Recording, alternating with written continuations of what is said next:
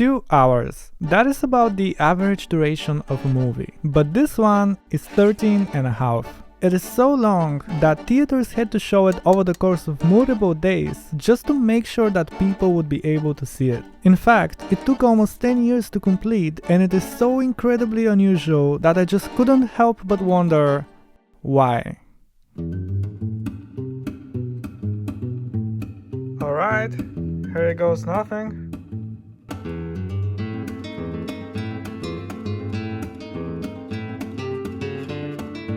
First hour done, 12 more to go. Okay, it is actually getting pretty interesting. I'm so confused right now. Okay, so what is it actually about? Before we even get into the story, we need to talk about the structure, which is so unusual that the movie starts with the writer and director himself and explaining to the audience how it is going to work. Essentially, it is made of 6 different stories, with the only thing connecting them being the same 4 actresses.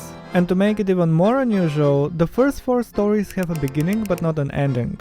The 5th one is a short, with a beginning and an end, and the 6th one sort of starts in the middle, with the ending of it being the ending of the movie as well. Well, with 13 hours to go, it had plenty of time to make sense. The first story was also the first one to be filmed. It is meant to feel like one of those classic horror B-movies, and the plot is about a group of researchers who receive an unexpected delivery of a mummy. As you can imagine, there is no way that this thing is not cursed, and of course, a whole bunch of trouble happens. Now, I'm not going to spoil any of the stories, but one thing that stood out to me with this one was the way it was filmed. It almost felt like a home video, handheld, with long takes and a lot of unusual blocking. Well, it turns out they filmed it with a camcorder, so it looks like they made the most out of what they had. And on that note, it is actually pretty cool to see the quality getting better as the movie goes on, so keep your eye out for that. But back to the story, around the first hour mark I was feeling pretty optimistic. And just like we were promised, it ends on a cliffhanger and without any real resolution, which only means it is time for the next one. Story number 2 is a musical with a touch of mystery. To start off, we follow the journey of 2 musicians who used to be a couple but had a big public breakup. And apparently it's gotten so bad that they cannot even record a song staying together in the same room. Eventually, we get to hear about what happened, and one of my favorite moments is this shot in particular when everything gets incredibly dark as she's talking about it. The flashback scenes are in black and white, and I have to say they look absolutely gorgeous. I love this shot, it is so beautiful. Towards the middle, the story shifts its focus from them to one of the assistants. And it turns out, she's involved in some secret society type cult that is trying to stay young forever by injecting themselves with the toxin of a scorpion. And on that note, it was time for the first break. Yes, this movie is so long that it has breaks in it, which is just 15 minutes of a black screen. A perfect amount of time to go stretch a bit, grab a snack, and even subscribe to your favorite YouTube channel. Once we return from the break, we get to hear about his side of the story. We dive deeper into the code stuff, and eventually the 2 plot lines sort of connect when everyone arrives in the studio. And just like that, after 3.5 hours, you've only seen about a quarter of the movie. The third story is the big one. At almost 6 hours, it is definitely the longest, but also the most ambitious. In the spirit of a classic spy movie, it is about 4 secret agents who realize that their mission has been a trap. This one takes us all around the world, and the structure of it is really interesting as we jump back and forth between many different storylines, all leading to the same event. And then the director shows up again, just to check in on us and let us know that it is time for another break. Very considerate. The story then breaks into 4 smaller episodes, with each exploring the background of the secret agents. The first one is about Teresa, who moves to study in Germany and meets a girl that gets her involved with spying on a government official. The second one is about the one they call the girl. She comes from a country in Central America, and her father is a legendary soldier who raised her to be just like him. Another 15-minute break, and we get to see the backstory of the one who fell in love with a fellow spy. The last one is about Agent 50, who was sent to find a man into the vastness of Siberia. All in all, it took them over 6 years to film this part of the movie, and the scope of it is quite impressive. My favorite moment out of the entire 5 hours is when one of the characters is using the stars to try and figure out where he is, and it is just incredibly well written monologue, so if you see it, you'll know what I'm talking about.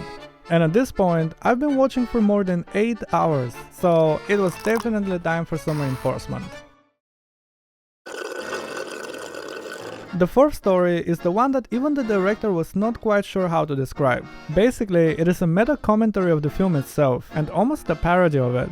So essentially, you're watching an incredibly long movie about a director who is trying to make an incredibly long movie and talking about how crazy of an idea it is. The fictional movie they're working on shares quite a few similarities with the real one, including the many years of filming, the multiple stories, and of course, the cast of 4 girls. We're following the crew as they try to film some trees, and it gets quite meta as the footage we're looking at is the one that they're talking about filming.